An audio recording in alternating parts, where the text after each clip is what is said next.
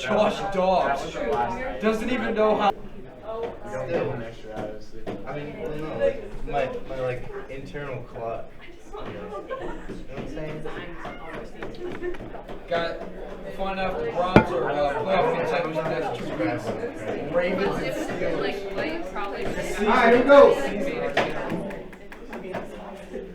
Go, Landon. Well, It's just like my internal clock. You know what I'm saying?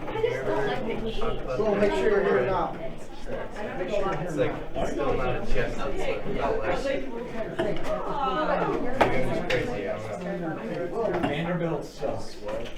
Auburn. Yeah, Auburn. Terrible. Alright, listen, we gotta get moving because we're getting way behind. Marxism. I left this stuff up, and it's like, whoa, that's been up here for like 5 days, but it needs to be up here because we're going to keep referring back to it. Demoralization, destabilization, crisis, any old crisis will do, and normalization. If you think about just in the last 3 years, what the world that you've lived in, you could see them using this strategy. Would you say America right now is in a very, when it comes to morale, we in a very good place or a very bad place? Come on. Look around, see the news. Are we in a very stable society right now? Constantly stoking the racial fires, the divisiveness, the sexual perversion, all of that. There's a reason behind it. Crisis, any old crisis will do. Religious, racism, whatever it is. And then out of that, we normalize. The central state will come in, fix the situation, and then we'll normalize it. Oh, what are you so uptight about? Take a seat. Whatever you guys are saying today, that's the new thing, I guess. Yeah, take a seat. You all worried about this new normal. It's just a phrase. Don't get bent out of shape. No, there's a reason. The people that are working the system are working the system to normalize things. It's the new normal. After 9/11, they used that crisis, and now the pandemic. Okay, so that's what we got so far. We watched the video of the former KGB that laid it out for us. This was the plan. This is not happening in a vacuum. This is purposeful and deliberate. And again, they play the long game. They know eventually humanity will finally be won over as we go through the dialectic, that one day there'll be this communist utopia where we will all, as they're saying it today, listen, there's so much I could say. The World Economic Forum. Someday you'll all own nothing. Listen to this. This is their phrase, all of you. You'll own nothing and like it. Hello? Someday, and they hope in the very near future, you'll all own nothing and like it. Think about it. Those aren't just words. You'll all think and like it, as we all share in their communist utopian misery. This is all stuff that we had before, right? Yeah? I'll have to, if you've been absent, I'll get it to you later, because I gotta get going.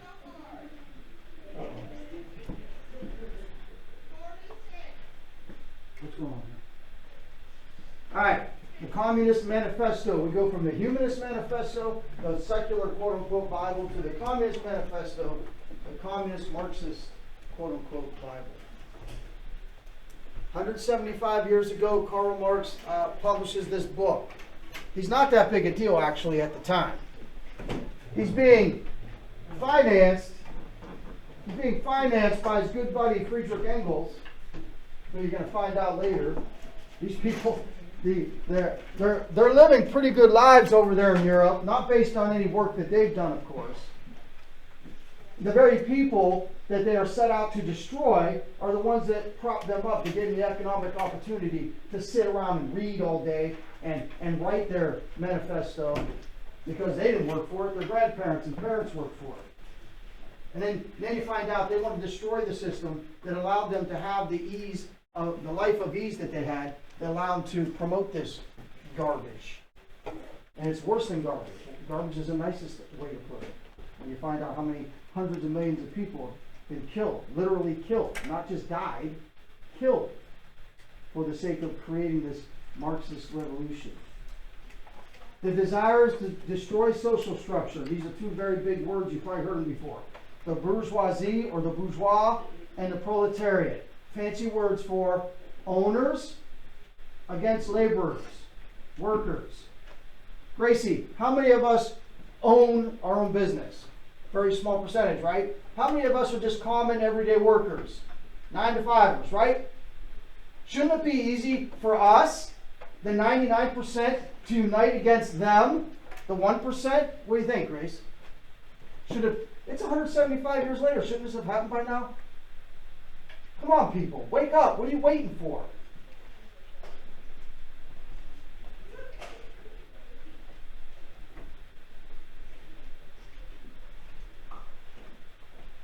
We outnumber them. By the way, do you ever notice it's greedy? If Landon's got his own business and he's making a good profit and he keeps trying to improve his business to make more money, he's greedy because he's trying to make more money, right? Do you know that? Do you know people think that? Do you ever notice it's not greedy? When someone doesn't make a lot of money, but they want to take other people's money and have it given to them, that's not greedy? How's that not greedy?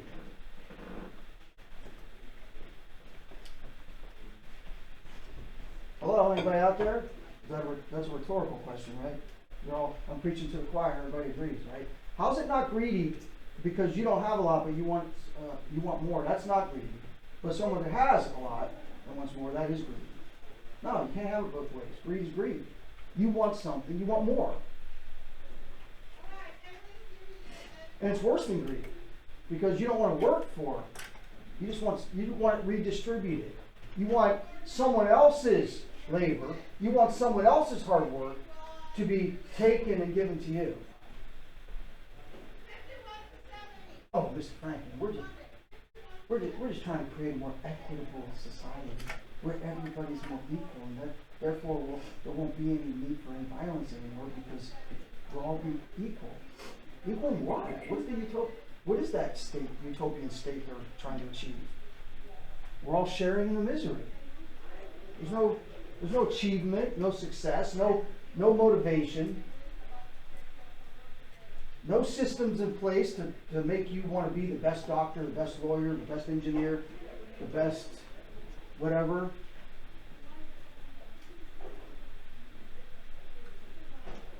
I'm thinking Rocky IV. There might be a motivation to make you the best athlete because they can promote their patriotism by creating Ivan Drago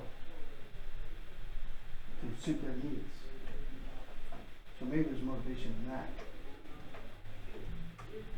But if you're just an everyday person living in a place like the former Soviet Union or in any place that's communist, where's your motivation? Highest rate of alcoholism, former Soviet Union.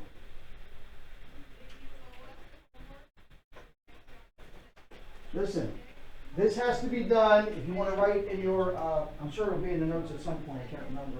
But in your margin, this phrase, ready? By any means necessary. This revolution, should it need to be violent, should be violent. To take control of the means of production. Listen, seriously, 175 years later, Karl Marx would probably be stunned that this hasn't happened yet. That he thought he had this I don't know. He thought he had this great idea that it was going to be promoted worldwide as Friedrich Engels financed it, and this is surely going to catch on and catch fire because you're talking about 99% of the people that you can convince their lot in life is only because of the 1% that keeps them down. Workers of the world, unite. You got this.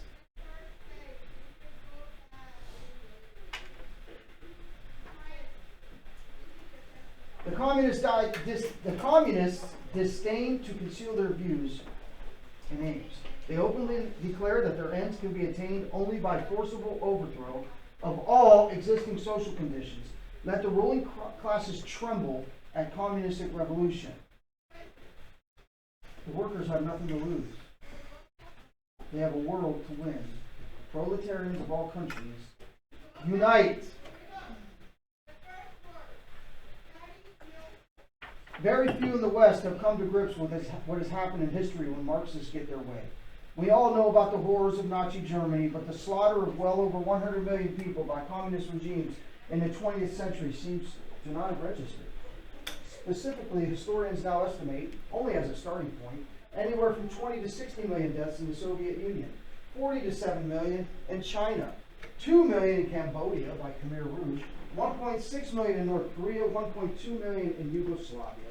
The slaughter continues to this day. China's one-child policy, instituted in 1971, led to 336 million abortions, many performed against the will of the parents. We know a lot about Hitler, who his girlfriend was, what kind of music he listened to, but virtually nothing about Lenin, Stalin, Mao Zedong, Pol Pot, or other in communism's panoply. Remarkably, communism in the 20th century killed twice the combined dead of both world wars. And your generation's got to face the next advent of communism. It's not that communism's bad, it's that they were bad communists. And every year they get a couple more million of skulls full of mush that go from high schools, especially those from Christian high schools that are really skulls full of mush because, you know, they're living in this little bubble where they're taught by all the people around them one way of the world, and there's the real world out there. And they can't wait, I'm telling you, to get their hands on that skull full of mush and mold it and sculpt it into their vision, their worldview, which is Marxism. So as you're tempted when you go on to the next level or out in the world, wherever it is, and you're being told this stuff, and you're being tempted because they, just like I told you about evolution, you'll walk out of that class and you'll think, I must really be dumb if I don't believe what they just said. It seems like I'll believe that 2 plus 2 isn't 4. We're not going to teach Marxism the way you're getting taught here. But you're not going to get taught the truth of it. By any means necessary. Revolutions in the 20th century in Russia, China, North Korea, Cuba, Cambodia, Yugoslavia. Cuba, by the way, 90 miles from the shores of America, where the Soviets had that base, and it led to, as you learned in U.S. history, the Cuban Missile Crisis, where we were on the brink of nuclear war, possible nuclear annihilation if they started letting the missiles off. And of course, you're reminded the difference between how many people have died in makeshift rafts. Hey, I can't wait to get out of America, and can I just make it to Cuba? No. But how many have died? I don't know the exact answer. Many. In makeshift rafts in the middle of the night, pushing themselves off the shores of Cuba to try to make it to America. There's a reason. There's a reason that all the Cuban immigrants that are living in Florida vote a certain way, because they see what's happening in America and they're like, you're not telling me I escaped Cuba to come to America and you're trying to turn America into Cuba?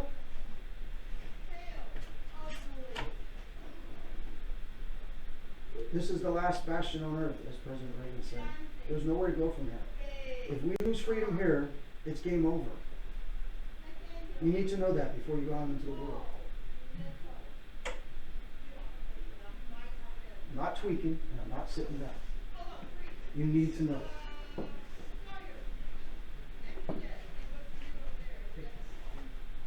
Because the wave of Marxism and communist ideology is way stronger than my little voice right here.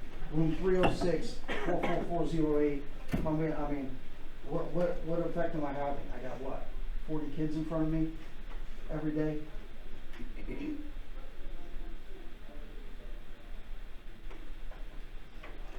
The book calls these the 10 Commandments of Marxism.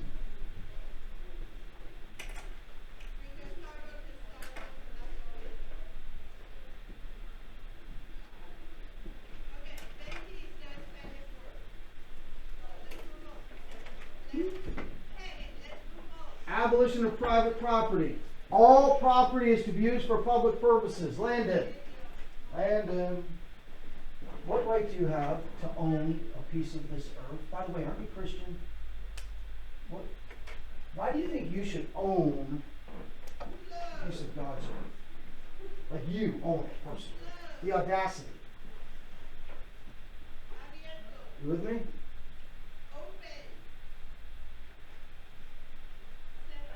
public purposes. What's that mean? That means government. That means state. The state will decide. Listen, we're all in this together, Sam.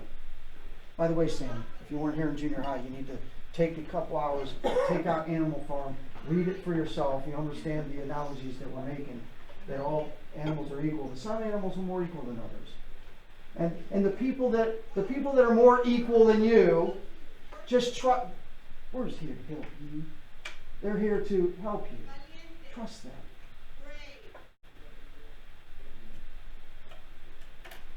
Heavily progressive income tax. The more you make, the more you pay. That's fair, right? Rachel, shouldn't the rich pay their fair share? Don't say no, although you might be thinking to say that because that's the way they put it.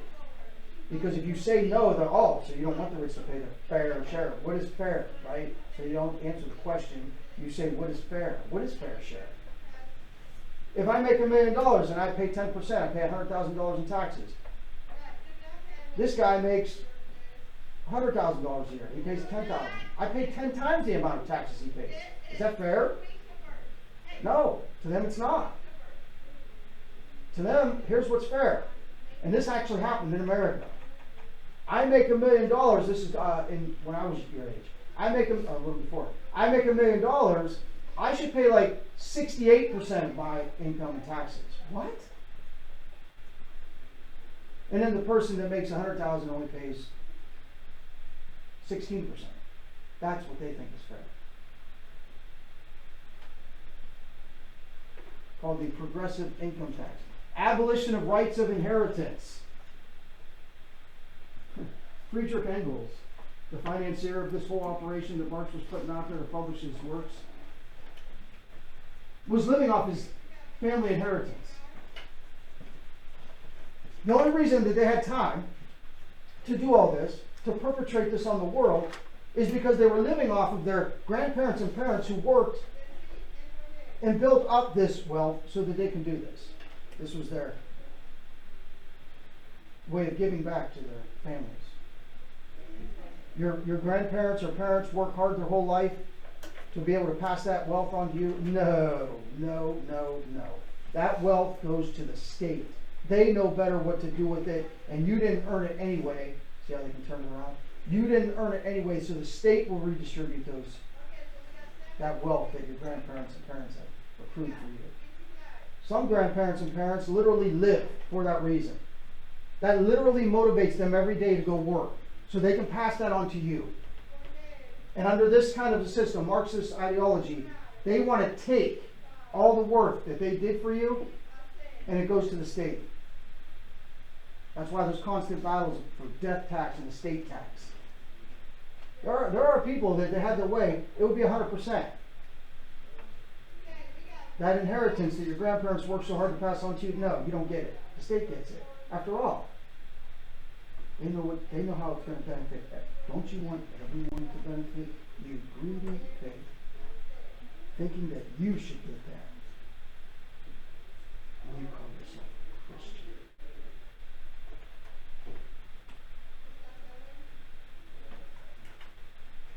Establishment of a state bank regulating credit. This isn't conspiracy. There are people that are trying to push for it. I'm sure you've heard of it. And by the way, you might go along with it. I mean, after all, isn't it more convenient? Why don't we all just use our cards?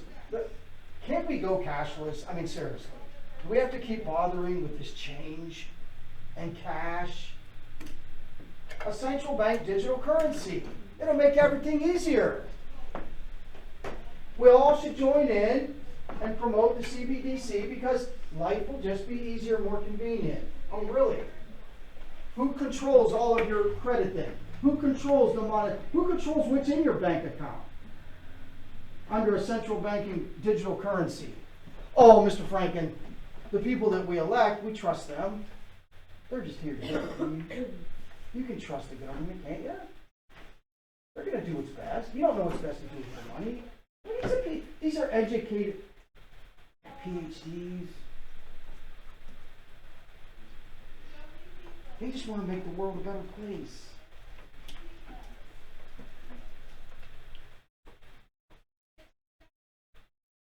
sometime over the next couple of years, you will hear that phrase again, central banking digital currency, CBDCs, if you haven't heard of it yet, because it's only going to get stronger unless we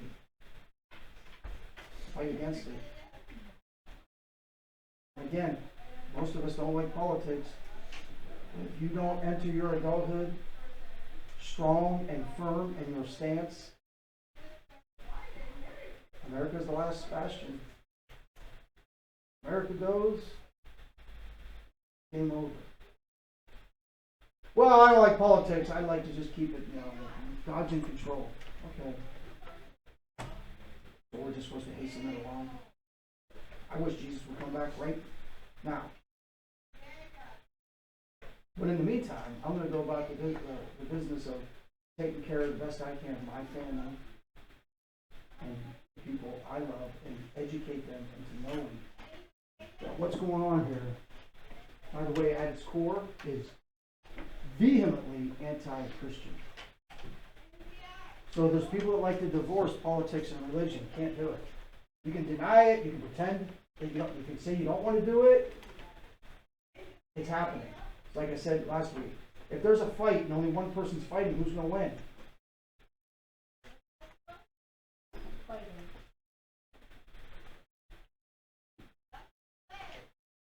Centralized communication and transportation. Centralized, what's that mean? It's in the hands of the government. It's public. If you say something that goes against what the central authority is advocating, you will be canceled. The cancel culture isn't a conspiracy, it's real. You all know it's real. Dissidents, people that go against the plan, cancel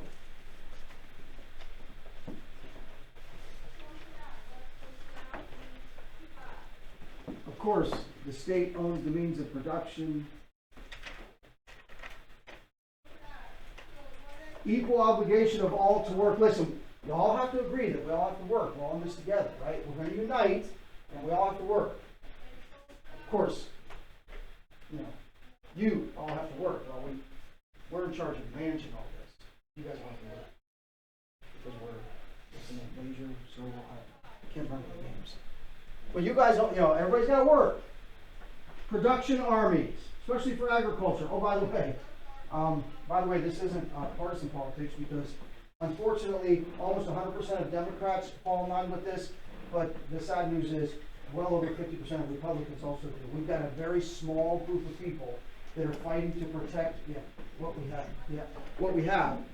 So when you see all this mass illegal immigration, these people that are leaving the places where they are kept down, they really are kept down by these centralized authorities, these Marxist kind of governments down in El Salvador and Guatemala and Nicaragua and all these other Venezuela and Bolivia and these other Central American countries, and they can't wait to get to America. Why do you think they can't wait to get to America?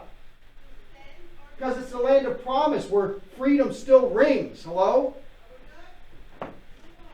And they're willing, by the way, they're willing to be these armies, to work in it. Well, we need these people to come in because they'll do the work that Americans aren't willing to do. So we're just supposed to accept it.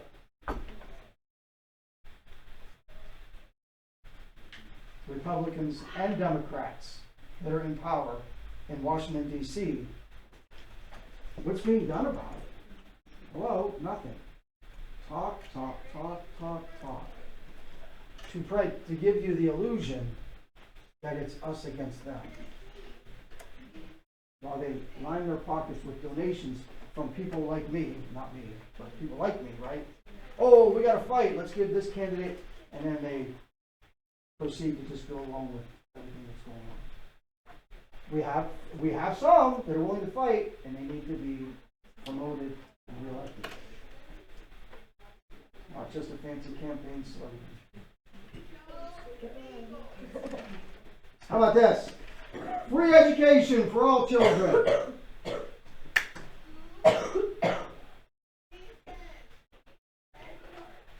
Create a system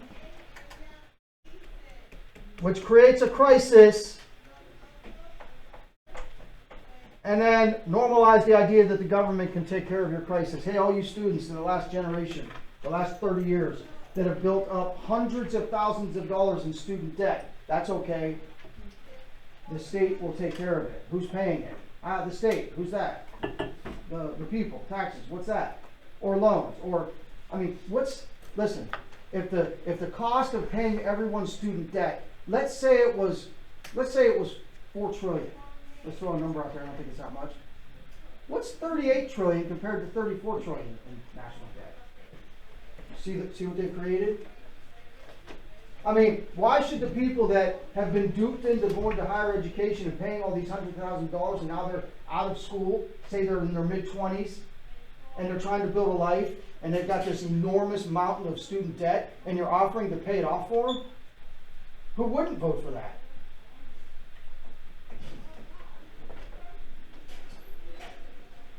And then you've got yourself a crisis. And they'll fix it.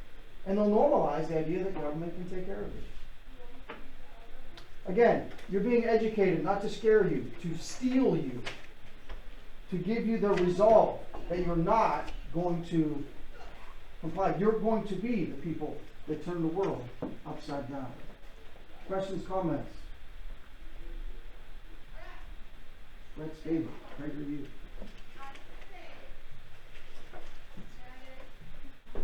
Not you, not John who? not John Hoover. What's that? Ideas have consequences, sometimes good, sometimes bad, and sometimes catastrophic, like the ideas of Karl Marx.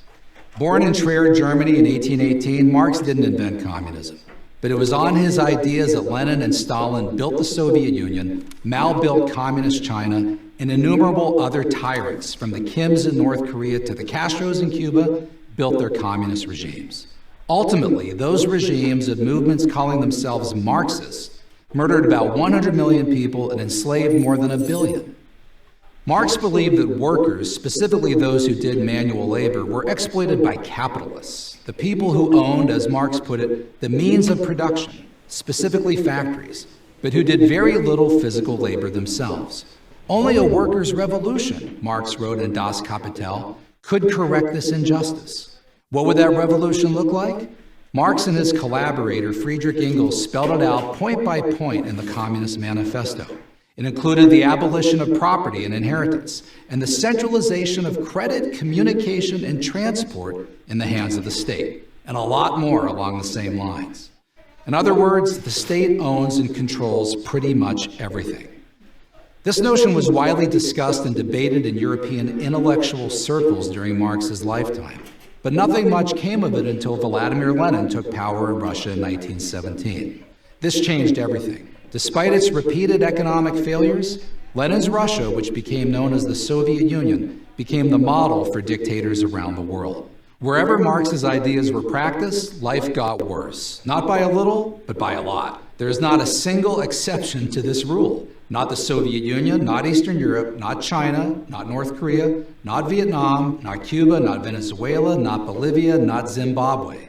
Wherever Marxism goes, economic collapse, terror, and famine follow.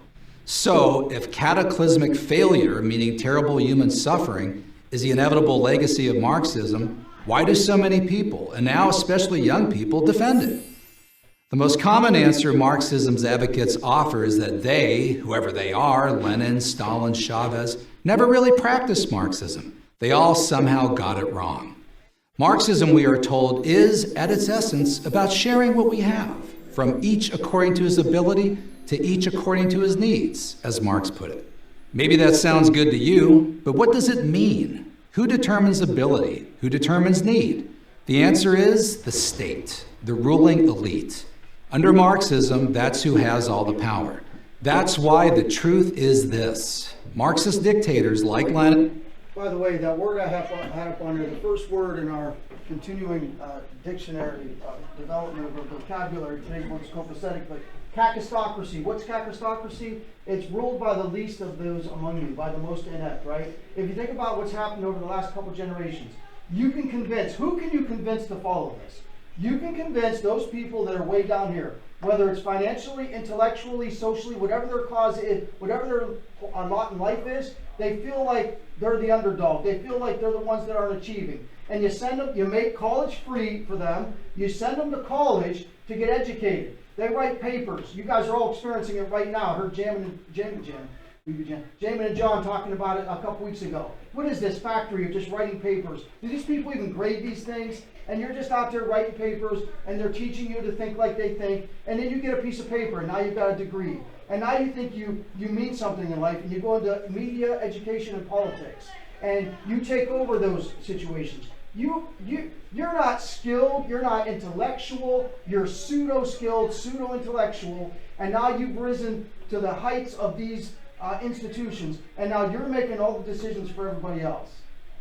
And you're going to, quote-unquote, make the world better for all the losers that were once you, that have been propped up by this fake system where we don't reward people according to their merit, we reward them according to class or individual social situation, and now we have what we have.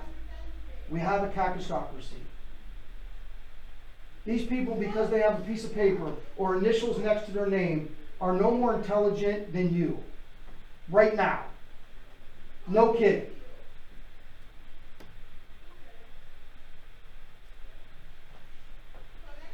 And they're trying to take down the greatest nation on earth. And you're not going to let them. Lenin, Mao, and Pol Pot really did get Marxism right. They wanted absolute power, and Marxism gave them the way to get it. Karl Marx never had to face the consequences of his theories. He lived most of his adult life breathing the free air of London, England, living off the generosity of his collaborator and patron, Engels, who, as it happens, inherited his money from his wealthy merchant father. Marx spent his days in the reading room of the British Museum, researching and writing. Although he was obsessed with the term scientific, he was never able to marshal data to prove his theories. There's a good reason for this. There was no data to prove his theories. For all his time in the library, Marx couldn't find any evidence to suggest that capitalism, the free exchange of goods and services through privately owned business, was a passing phase. Throughout the industrial age, working conditions constantly improved and wealth expanded. Marx had to rely on outdated reports to make his case. And even then, he had to manipulate the data to get it to conform to his predetermined theories. But Marx really had no interest in proving his theories. He knew that they could be put into practice only by brute force. He said so himself. Of course, in the beginning, communism cannot be effected except by a means of despotic inroads, he wrote. His ends could be attained only by the forcible overthrow of all existing social conditions. All existing social conditions. That's religion, family, personal possessions, freedom, and democracy. They all had to go in order to achieve Marx's vision of an earthly paradise.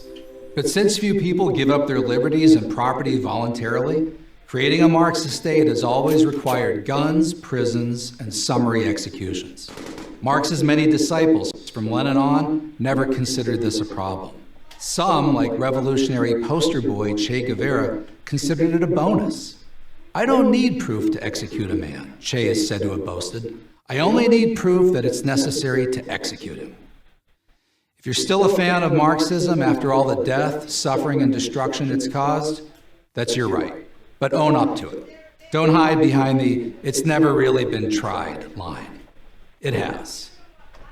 I'm Paul Kengor, professor of political science.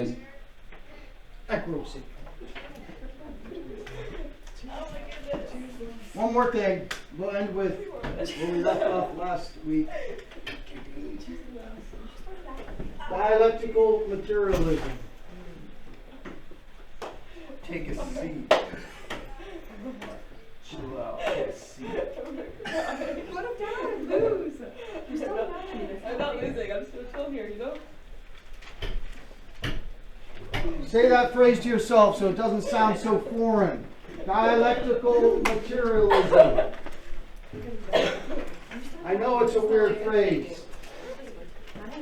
Materialism, we already know what that means, right? So if you take all of the material of the world, this strictly material world, right? Who owns those materials? Who owns all the resources? Well, here's what they believe.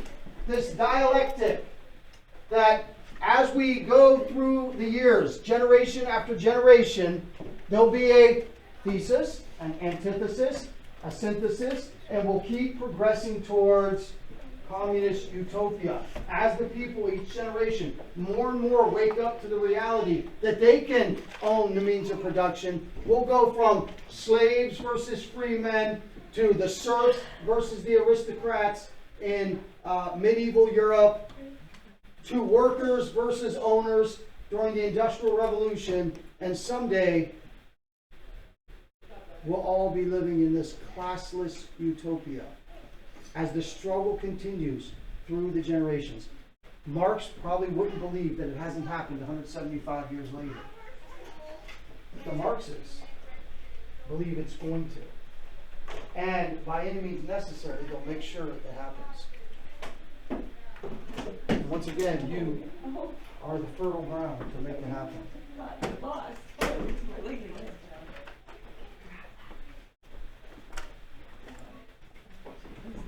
Don't doubt for a second that little diatribe that went on a few minutes ago. Don't doubt it for a second. We have a lot of educated idiots in this catastrophe called the American government right now.